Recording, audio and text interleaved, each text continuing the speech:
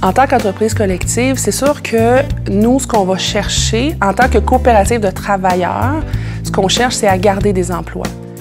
Donc, la rentabilité, oui, mais la rentabilité dans un but de pouvoir conserver les emplois. Le travailleur est au cœur de nos décisions, donc la qualité des emplois, la durabilité des emplois, on s'arrange pour que tout le monde soit le mieux possible chez eux, en fait, parce que ça demeure que c'est ton travail, mais c'est chez toi parce que c'est ton entreprise.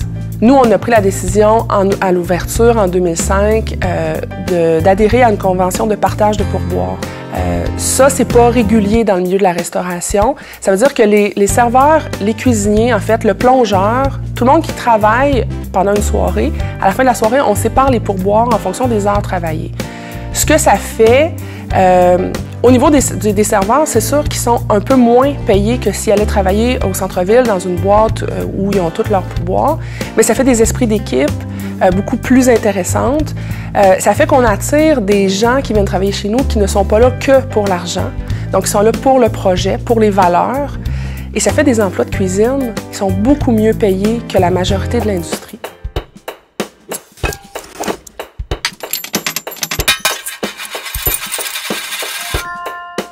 Alors, quand on arrive au partage des excédents, et c'est tout là que la dimension coopérative prend toute sa forme, et on revient aux membres pour qu'ils partagent et décident en assemblée générale de comment on va partager les excédents. Tout dépendant du secteur coopératif, et c'est ça la beauté du modèle, donc le partage des excédents peut se faire sur plusieurs façons. Si je prends l'exemple des coopératives en milieu scolaire, la ristourne est directement à l'achat. Si je regarde les coopératives d'habitation, alors ils vont ajuster le prix du logement en fonction des excédents qu'ils ont générés.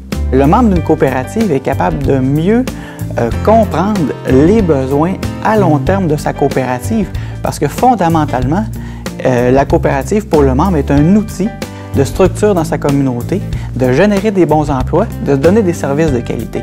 Donc, le membre va être sensible au fait que les excédents doivent être réutilisés pour l'entreprise coopérative, pour sa survie à long terme.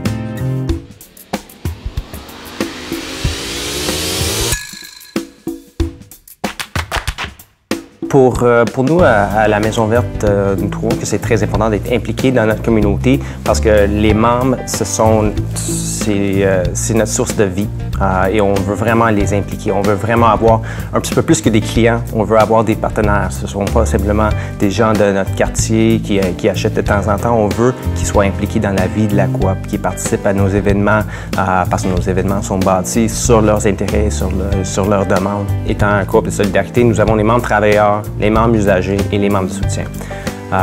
Nos membres de soutien sont principalement des individus dans notre communauté. C'est comme ça qu'on a bâti le coop. Mais on avait en tête aussi l'idée qu'un membre de soutien pourrait aussi être une entreprise, une organisation. Nous travaillons avec le dépôt alimentaire Indigi, avec Head and Hands pour les levées de fonds, pour leur encourager puis essayer de faciliter leurs missions aussi, qui sont en parallèle des missions avec nos membres et notre communauté.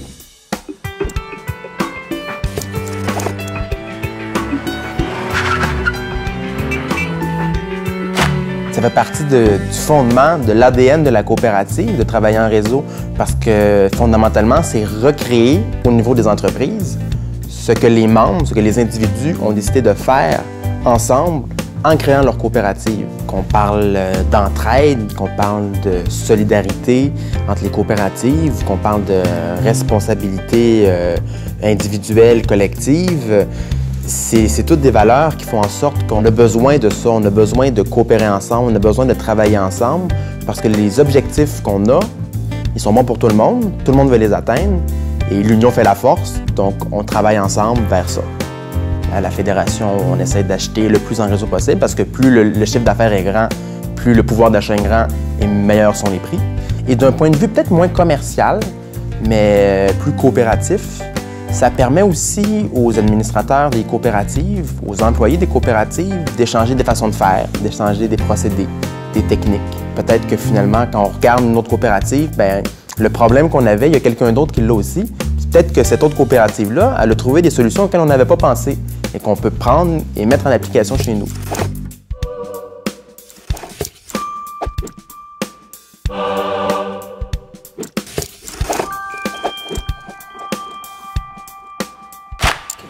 les coopératives, la formation, c'est très important dans le sens que les entreprises vont investir souvent minimalement selon la réglementation, la loi, alors que les coopérateurs, eux, vont investir beaucoup dans la formation, que ce soit autant pour leurs membres que pour leurs employés, que pour les administrateurs. J'ai profité de tout ce qui passait, j'ai pas eu peur de m'entourer, j'ai pas eu peur de faire des formations. Donc, ça m'a permis de m'épanouir, puis je suis rendue à un point tel que je m'imaginais pas que c'était accessible. Puis ça m'a donné goût par le fait même de retourner à l'école. Je suis en train de faire une certification en gouvernance de société. Donc, c'est une école qui est incroyable. Puis si je suis rendue aujourd'hui, où est-ce que je suis? Bien, c'est grâce au réseau. Puis ça, bien, je suis vraiment fière de ça. Puis je veux en faire la promotion pour démontrer aux jeunes qu'on a notre place. Il s'agit de se faire confiance, de ne pas avoir peur, puis de dire, ben oui, je suis capable de siéger sur des conseils d'administration, puis d'y aller petit pas par petit pas, puis ça nous permet d'accéder à des postes qui sont super intéressants.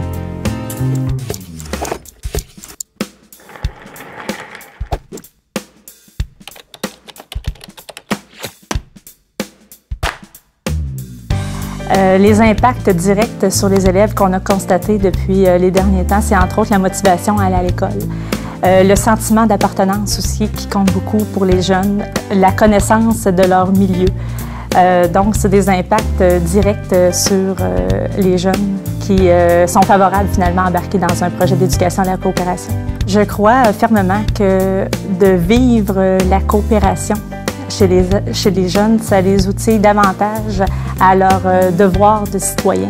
Donc, les mots coop, démocratie, conseil d'administration, prise de parole, entrepreneuriat collectif ont finalement du sens pour eux. En s'impliquant dans un projet tel qu'un projet d'éducation à la coopération, ils prennent rapidement conscience qu'en travaillant ensemble, que d'unir leurs forces, c'est inévitablement un gage de réussite.